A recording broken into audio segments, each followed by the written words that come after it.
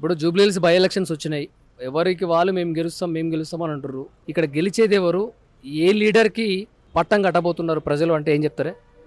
ఒకటండి, దివగత మాగటి గోపినాథ్ గారు చాలా జూబ్లీహిల్స్ కాన్స్టిట్యున్సీకి చాలా పనిచేసి పెట్టిన వ్యక్తి. చాలా డెవలప్ చేసిర్రు. అదేవిధంగా ఇప్పుడు ఒక ఆడపిల్ల అని కూడా చూడకుండా సెంట్రల్ కేబినెట్ మొత్తం స్టేట్ కేబినెట్ మొత్తం ఒక ఆడపిల్లను ఓడించడం కోసం అందరు గల్లీలు తిరుగుతున్నారు. అదే ఇంట్రెస్ట్ ఏదైతే ఉందో పబ్లిక్ ఇచ్చిన వాళ్ళు 6 గ్యారంటీల హామీలని నెరవేర్చే మీద పెడితే బాగుంటుందని చెప్పేసి నేను కోరుకుంటున్నా. కాంగ్రెస్ పార్టీకి లేదా బీజేపీ కానీ ఇద్దరికి నేను చాలా ఖండిస్తున్నా. ఇంతకుముందు ఏదైతే వాళ్ళు ఇచ్చిన వాగ్దానాలు ఉన్నదో దాంట్లో ఒక్క వాగ్దానం కూడా వాళ్ళు నిలబెట్టుకోలేదు అని చెప్పేసి నేను 6 గ్యారెంటీలు ఇస్తున్నాము అని అంటారు. జూబ్లీహిల్స్ ప్రజలందరూ మమ్మల్ని ఆశీర్వదిస్తారు, మేము 1,00,000 ఓట్ల మెజారిటీ వస్తుందని వాళ్ళు అంటారు. నువ్వేం ఇట్లా మాట్లాడుతున్నావు అన్నగారు? అన్న, వాళ్ళు 6 గ్యారంటీలు అని చెప్పేసి అన్నారు. దాంట్లో అమలైంది ఒకటే ఫ్రీ బస్సు. ఆ ఫ్రీ బస్సులో కూడా సబ్సిడీ గ్యాస్ రావట్లేదా? 500 రూపాయలకు సబ్సిడీ గ్యాస్ ఇస్తున్నా అంటారు. మహిళలకు 2500 ఇస్తున్నా అని చెప్తారు. మీటింగ్లలోనే చెప్తున్నారు. అన్న, ఇంట్లో రావట్లేదు. 500 గ్యాస్ అనేది లేదు, 200 యూనిట్ లేదు, ఫ్రీ వాటర్ అనేది లేదు.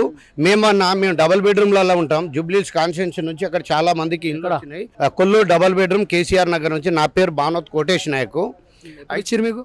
మాకు మన కేసీఆర్ సారు ఇప్పుడైతే కట్టించి వారి ప్రభుత్వంలోనే మాకు అందరికి పట్టాలు ఇవ్వడం జరిగింది. అన్ని అక్కడ మౌలిక సదుపాయాలకు అన్నిటికీ ల్యాండ్ తీసి పెట్టడం జరిగింది. ఎన్ని కుటుంబాలు ఉంటాయి అక్కడ కొల్లూరులో? అక్కడ వచ్చేసి phase 1, phase 2, phase 3 కలిపేసి 20,000 ఇండ్లు కట్టించారు. 20,000 అన్ని కేసీఆర్ సారే అన్ని అందరికి పబ్లిక్ పేదవాళ్ళకి అందరికి పనిచేసి వెళ్ళిపోయారు, పట్టాలు ఇచ్చేసి వెళ్ళిపోయారు. అయితే మాదొకటి phase 2లోనే 15,660 ఇండ్లు ఉంటాయి. అతిపెద్ద బిగ్గెస్ట్ ఆసియాలోనే అతిపెద్ద బిగ్గెస్ట్ కాలనీగా కేసీఆర్ నగర్ అని చెప్పేసి కట్టించి వారి పేరే పెట్టడం జరిగింది. ఎటు చూసినా 100, 150 రోడ్డు చాలా మంచి పద్ధతిగా. మాకు పోలీస్ స్టేషన్కి కానీ, హాస్పిటల్ 200 పడకల హాస్పిటల్ కానీ, మున్సిపల్ ఆఫీస్కి కానీ, మండల ఆఫీస్కి కానీ, బస్తీ దవాఖానకు కానీ, అంగన్వాడీ కేంద్రాలకు కానీ, మన ప్రైమరీ స్కూల్ కానీ, హై స్కూల్కి కానీ, ఈ అన్నిటికీ ప్లేస్ బ్యాంకుకి కానీ, పోస్ట్ ఆఫీస్కి కానీ, A to Z అన్నిటికీ బోర్డు, హెల్త్ సెంటర్లకు కానీ, ఎమర్జెన్సీ అన్నిటికీ ల్యాండ్ కేటాయించి కూడా మసీదుకు కానీ, ముస్లిమ్స్ మైనార్టీ వాళ్ళకు, క్రిస్టియన్ సోదరులకు వాళ్ళకు కానీ, మన హిందూ సోదరులకు ఏదైతే ఉందో వాళ్ళకు కానీ, టెంపుల్కు, మసీద్కు, చర్చికు అన్నిటికీ ప్లేసు ఒకటి ఉంది ఒకటి లేదన్నట్టు కాదు, అన్ని వర్గాల కలిపి ల్యాండ్తో సహా తీసి బోర్డు కూడా పెట్టిపోవడం జరిగింది. ఇంతలోనే మాకు అక్కడ ప్రభుత్వం మారడం వల్ల చాలా కష్టాలు అనుభవించినామన్న. అక్కడ వచ్చేసి మాకు 20,000 విద్యార్థులు ఉంటారు. విద్యాశాఖ సీఎం దగ్గర పెట్టుకొని ఈ సంవత్సరం 20,000 మంది విద్యార్థుల లైఫ్ మొత్తం నాశనం అయిపోయిందన్న. అక్కడ స్కూల్ లేదు, టీచర్లు లేరు. నేను ఇక్కడ మా కలెక్టర్ గారికి కానీ, సెక్రటరియట్లో కానీ వారికి కూడా మేము లెటర్ ఇచ్చినాం, అయినా కానీ స్పందించలేదు.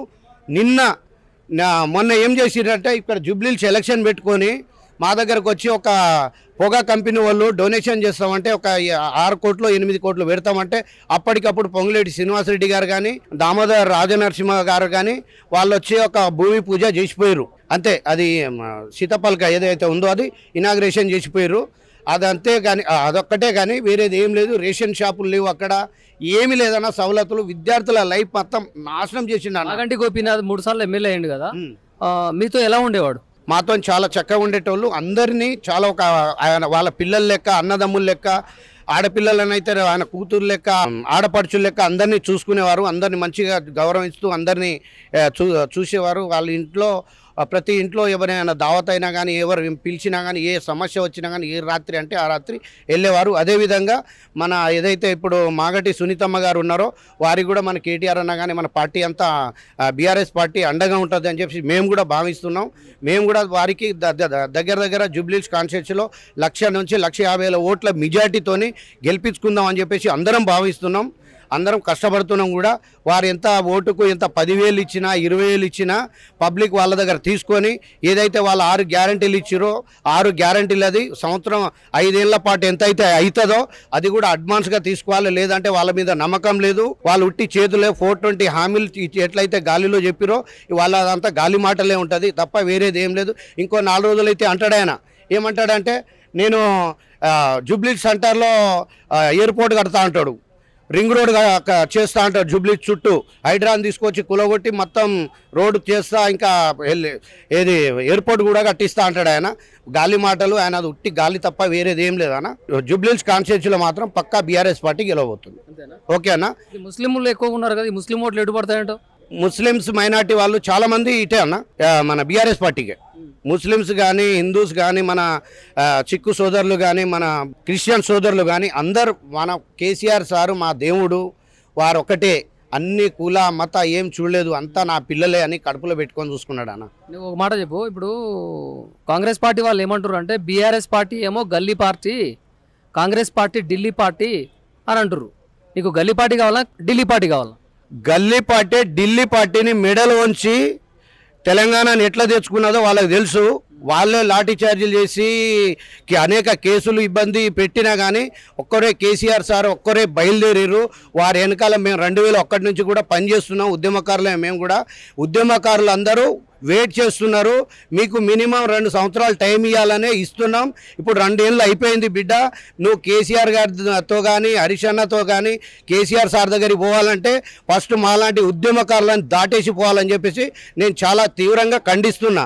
ఇంకొక విషయం ఏంటంటే, మీరు ఇచ్చిన హామీలల్లో విద్యార్థులను రెచ్చగొట్టినప్పట్లో 30 లక్షల విద్యార్థులు ఉన్నారు, 30 లక్షల ఓట్లుతో పాటు వాళ్ళ తల్లిదండ్రులు వేస్తే 90,000 ఓట్లు అని చెప్పేసి వేయించుకున్నారు. అదే 30 లక్షల నిరుద్యోగులు ఎవరైతే ఉన్నారో వారందరూ మీరు కాంగ్రెస్ పార్టీ గుర్తు మీద ఎంతమంది అయితే 64 మంది గెలిచిరో మీ ఇంటి మీద వాళ్ళు డ్యూటీ చేస్తారని చెప్పేసి కూడా నేను ఈ విధంగా నేను ఖండిస్తున్నా. బరాబర్ మీ ఇంటికి వస్తారు నిరుద్యోగులు అని చెప్పేసి కూడా. నిరుద్యోగులకు వాళ్ళు 50,000 ఉద్యోగాలు ఇచ్చిరు కదా, నియామక పత్రాలు ఎల్బీ స్టేడియంలో బహిరంగ సభ పెట్టి నియామక పత్రాలు ఇచ్చిరుగా. వాళ్ళు ఇంతకుముందు మా ప్రభుత్వం ఏదైతే ఉందో బీఆర్ఎస్ పార్టీ ఇచ్చింది.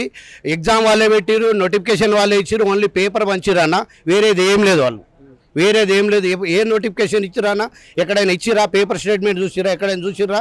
మొన్న ఒక గ్రూప్ 1 దానికేమో ఇది చేసేసారు, మొత్తం లీక్ చేసేసి వేరే 70 మార్కులు ఎక్కువ వచ్చినోనికి ఏం లేదు, తక్కువ వచ్చినోనికి అని చెప్పేసి సెలక్షన్ చేసారు. మనం అందరం చూసిందేనే. ఆయనకు మెయిన్ అన్న, ఆయన సీఎం అనే వ్యక్తికి ఆ పదవి అది ఆయనకు అర్హత కూడా లేదు.